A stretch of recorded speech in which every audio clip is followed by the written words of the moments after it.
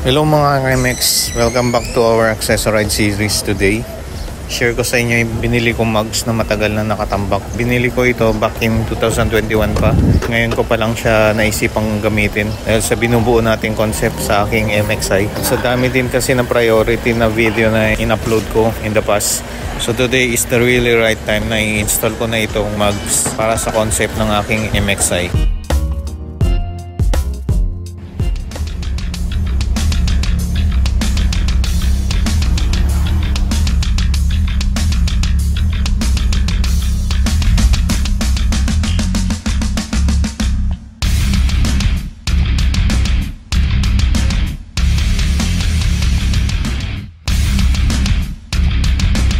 So for the continuation ng concept natin, which is Indo concept sa ating MXI, from JDM concept ay nag-shift ako ng Indo or Indonesian concept. Previously, may mga pinalitan at in-install na tayo na mga accessories sa aking MXI para unti-unti ma-achieve natin yung Indo concept build. So upon unboxing mga MX, ito na siya finally. I present to you Levinger 14-inch mugs wheel 5S model dark chrome. So binili ko siya sa FB Marketplace sa Levinger Mugs Philippines. Yung link ay nasa ibaba ng video na to, so you can check their page mga KMX. After unboxing, so pag-i-install natin, kasamaan at tutulungan tayo ng ating solid KMX at kaibigan na rin since nung in-interview ko siya sa meetup. Katropa na rin natin sa MXI group na Barangay Tibay, si Mr. Francis Unisan aka Papa Kiko. So tara mga KMX, samahan nyo kami and let's do this.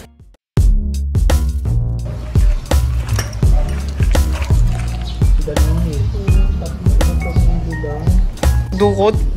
Di bang hirap? So sa pagpapalit ng mugs sa ating MXI mga KMX ay hindi ganun kadali. Lalong-lalo na pagdating dito sa hulihan or dito sa likod. Bago pa man matanggal ang gulong ay kailangan mo munang baklasin yung tambutso na meron itong dalawang tornilyo, dalawang 12mm stud bolts sa ilalim sa may pipe flange.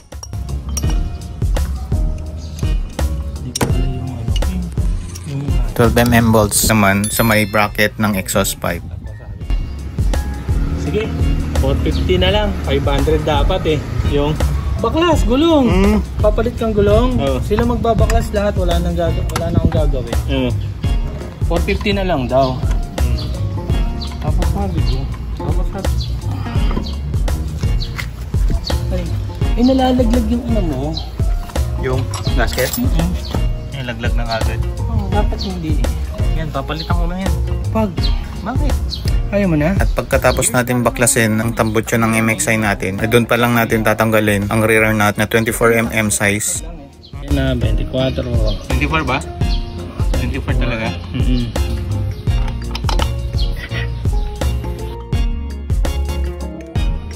Kailangan mo nang...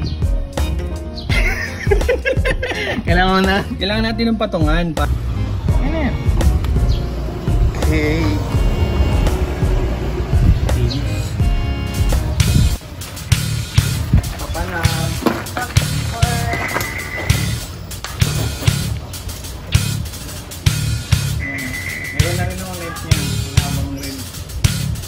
Sunod naman natin natatanggalin yung mugs natin sa harapan.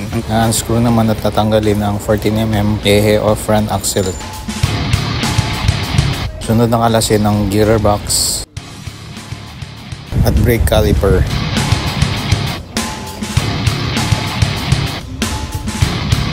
Sunod ang 4 na bolts o disc bolts. Sakto lang, nahigpit lang. Puti. Lambot ba? Hang rin to eh. Oo, ganyan sa mo. Kita mo na pa. Takot ako eh. Kasi alin siya. Hindi rin. Matakot, mahirapan ka lang naman yung pagbaklas. Importante ma-apit.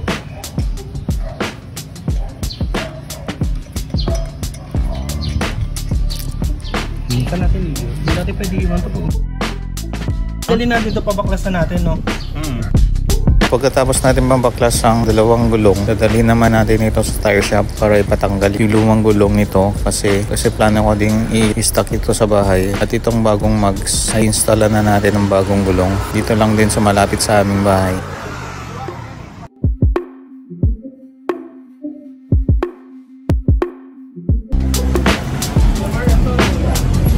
Ay, yung pinakamura yung gulong. Ito parang Veloci din na yung ano niya nito eh. Parang ginaya yung sa ano, sa Eurogrid. Ang spec. Eurogrid. Maganda yung spec niya, hindi katulad ng una. So magkano ang harap likod?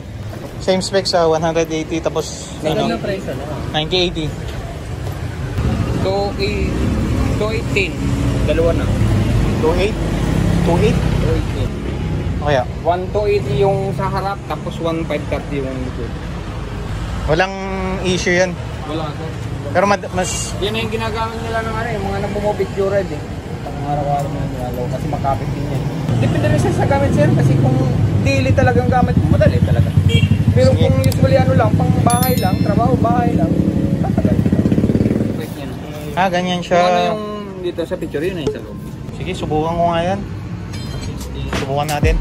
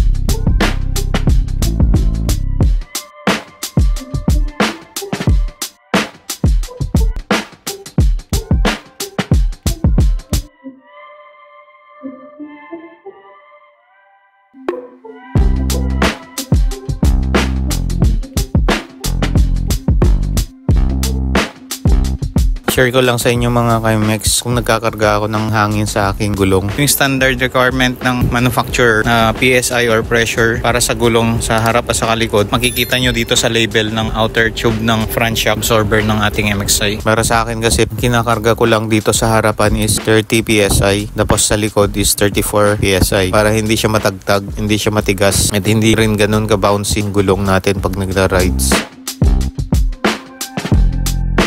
Ito mga MX, share ko lang sa inyo konting tips sa pampe-testing or kung gusto nyo i-check ang kapit ng gulong na bibili nyo. Kakaskas nyo lang ang kuko ng daliri nyo sa part ng gulong at dyan nyo na mismo malalaman at makukumpara kung gaano kakapit ang gulong na bibili nyo mga Kimex.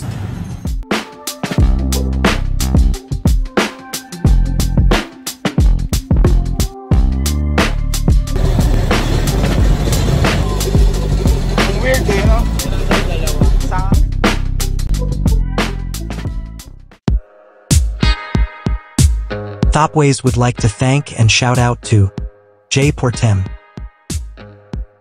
Caesar Moto PH, Jaisal Lily Bios, Christopher Garcia Onofre, Mark Eco, Michael Angelo Mendoza, Project Earn, Rain Ashley Martija, Rec Reyes, Ron Makadat. Thank you for your love and support to this channel KMX. Adventure rin. Same brand? Bukas na eh. Oo. Ginagrasa mo ba to? Hindi kailangan grasahan. Hindi.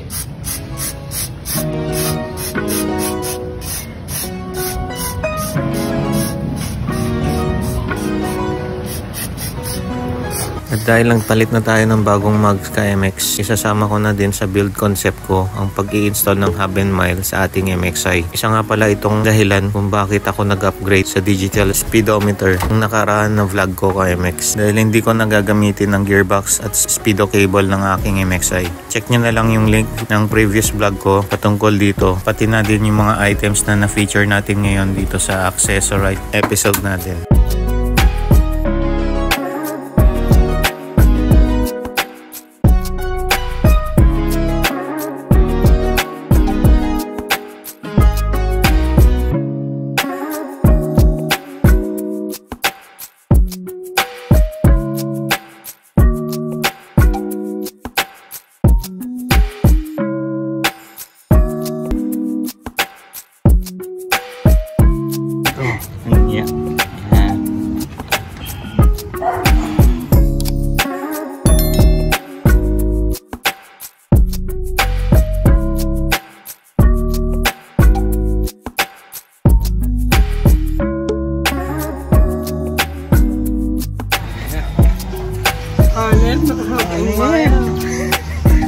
bagay. Ano yan?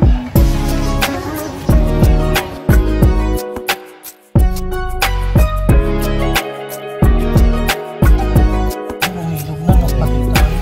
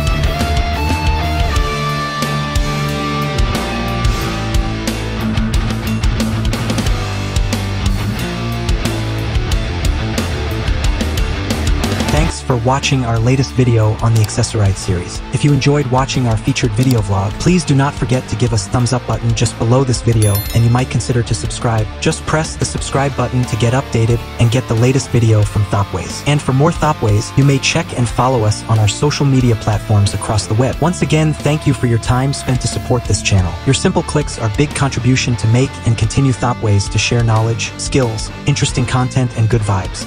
Till here, always ride safe, Kaimas, and see you on the next vlog. Bye!